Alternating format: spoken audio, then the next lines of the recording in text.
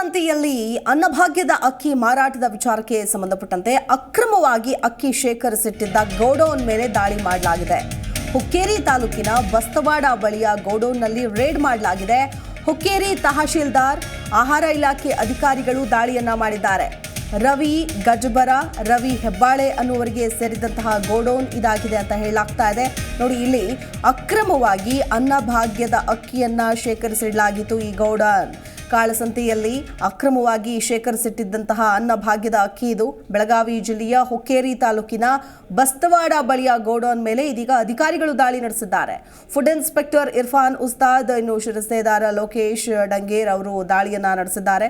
ದಾಳಿ ಸಂದರ್ಭದಲ್ಲಿ 70 ಕ್ವಿಂಟಾಲ್ ಅನ್ನಭಾಗ್ಯದ ಅಕ್ಕಿಯನ್ನ ವಶಕ್ಕೆ ಪಡೆದುಕೊಂಡಿದ್ದಾರೆ ಅಧಿಕಾರಿಗಳು. ಇದೇ ವಿಚಾರಕ್ಕೆ ಸಂಬಂಧಪಟ್ಟಂತೆ ಮತ್ತಷ್ಟು ಡೀಟೇಲ್ಸ್ ಕೊಡ್ತಾರೆ ನಮ್ಮ ಪ್ರತಿನಿಧಿ ಶಿವರಾಜ್ ನೇಸರ್ಗಿ ದೂರವಾಣಿ ಸಂಪರ್ಕದಲ್ಲಿ ಜಾಯ್ನ್ ಆಗ್ತಾ ಇದ್ದಾರೆ. ಶಿವರಾಜ್, ಕಾಳಸಂತೆ ಅನ್ನಭಾಗ್ಯದ ಅಕ್ಕಿ ಮಾರಾಟ ಆಗತ್ತೆ ಅನ್ನೋ ಆರೋಪಗಳು ಕೇಳಿ ಬರ್ತಾನೆ ಇದೆ, ನಡೀತಾನೆ ಇದೆ ಘಟನೆಗಳು. ಆದ್ರೆ ಇದರ ವಿರುದ್ಧ ಕ್ರಮ ತೆಗೆದುಕೊಳ್ಳೋದಕ್ಕೆ ಮಾತ್ರ ಹಿಂದು ಮುಂದೆ ನೋಡ್ತಾ ಇದ್ದಂತಹ ಆಹಾರ ಇಲಾಖೆ ಆಗಿರ್ಬೋದು. ಸೊ ಈಗ ಅಧಿಕಾರಿಗಳು ದಾಳಿ ಮಾಡಿದ್ದಾರೆ.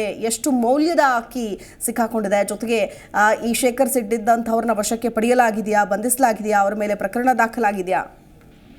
ನಿಜವಾಗ್ಲೂ ಶಿಲ್ಪ, ಸದ್ಯ ಈಗ ಏನು ಮಹಾರಾಷ್ಟ್ರ ಮತ್ತು ಕರ್ನಾಟಕ ಗಡಿಭಾಗದಲ್ಲಿ ಅನ್ನಭಾಗ್ಯದ ಅಕ್ಕಿ ಅಕ್ರಮ ಚಟುವಟಿಕೆ ಇಲ್ಲಿ ನಿರಂತರವಾಗಿ ನಡೀತಾನೆ ಇರ್ತವೆ. ಕೆಲವು ಅಧಿಕಾರಿಗಳು ಕಣ್ಣಿದ್ದು ಕುರುಡ ರೀತಿಯ ಬಿಂಬಿಸೋಕೆ ಕೆಲವು ಸಾರ್ವಜನಿಕರು ಕೂಡ ಆಕ್ರೋಶ ವ್ಯಕ್ತಪಡಿಸಿದ್ರು. ಆದ್ರೆ ಇವತ್ತು ಹುಕ್ಕೇರಿ ತಹಶೀಲ್ದಾರ್ ನೇತೃತ್ವದಲ್ಲಿ ಆಹಾರ ಇಲಾಖೆ ಅಧಿಕಾರಿಗಳು ರವಿ ಗಜ್ಬರ್, ರವಿ ಹೆಬ್ಬಾರಿ ಎಂಬುವವರಿಗೆ ಸೇರಿದ ಗೋಡೌನ್ ಮೇಲೆ ದಾಳಿ ನಡೆಸಿ 70 ಕ್ವಿಂಟಾಲ್ಕ್ಕೂ ಹೆಚ್ಚು ಅನ್ನಭಾಗ್ಯ ಅಕ್ಕಿಯನ್ನು ವಶಪಡಿಸಿಕೊಂಡಿದ್ದಾರೆ. ಏನು K22 T793 ರ್ಯಾಲಿಯಲ್ಲಿ ತುಂಬುತ್ತಿರುವಾಗ ಹಠಾತ್ತನೆ ಅಧಿಕಾರಿಗಳು ದಾಳಿ ನಡೆಸಿ ಸದ್ಯ ಈಗ 70ಕ್ಕೂ ಹೆಚ್ಚು ಕ್ವಿಂಟಾಲ್ ಅಕ್ಕಿಯನ್ನು ವಶಪಡಿಸಿಕೊಂಡಿದ್ದಾರೆ. ಫುಡ್ ಇನ್ಸ್ಪೆಕ್ಟರ್ ಇರ್ಫಾನ್ ಉಸ್ತಾದ್, ಶಿರಸ್ತಾರ್ ಲೋಕೇಶ್ ಡಂಗರಿಗೆಯಿಂದ ದಾಳಿ ನಡೆಸಿ ಅಪಾರ ಪ್ರಮಾಣದ ಅಕ್ಕಿಯನ್ನು ವಶಪಡಿಸಿಕೊಂಡಿದ್ದಾರೆ. ಸದ್ಯ ಹುಕ್ಕೇರಿ ಪೊಲೀಸ್ ಠಾಣೆಯಲ್ಲಿ ಪ್ರಕರಣ ಕೂಡ ದಾಖಲಾಗಿದೆ. ಈಗೇನು ಗಡಿ ಭಾಗದಲ್ಲಿ ಅಕ್ರಮ ಅಕ್ಕಿ ಕಡಿವಾಣಕ್ಕೆ ಅಧಿಕಾರಿಗಳು ಒಂದು ಹೆಜ್ಜೆ ಮುಂದೆ ಎಂಬಂತೆ ಸದ್ಯ ಈಗ ಗೋಡೌನ್ ಮೇಲೆ ದಾಳಿ ಸದ್ಯ ಈಗ ಸಂಚಲನಕ್ಕೆ ಕಾರಣವಾಗಿದೆ ಅಂತಾನೆ ಹೇಳ್ಬೋದು ಶಿಲ್ಪ. ಇಲ್ಲಿ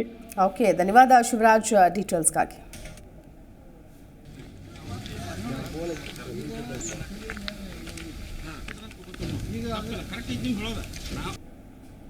ಪ್ರತಿಕ್ಷಣದ ಸುದ್ದಿಗಾಗಿ Zee Kannada news app download ಮಾಡಿ.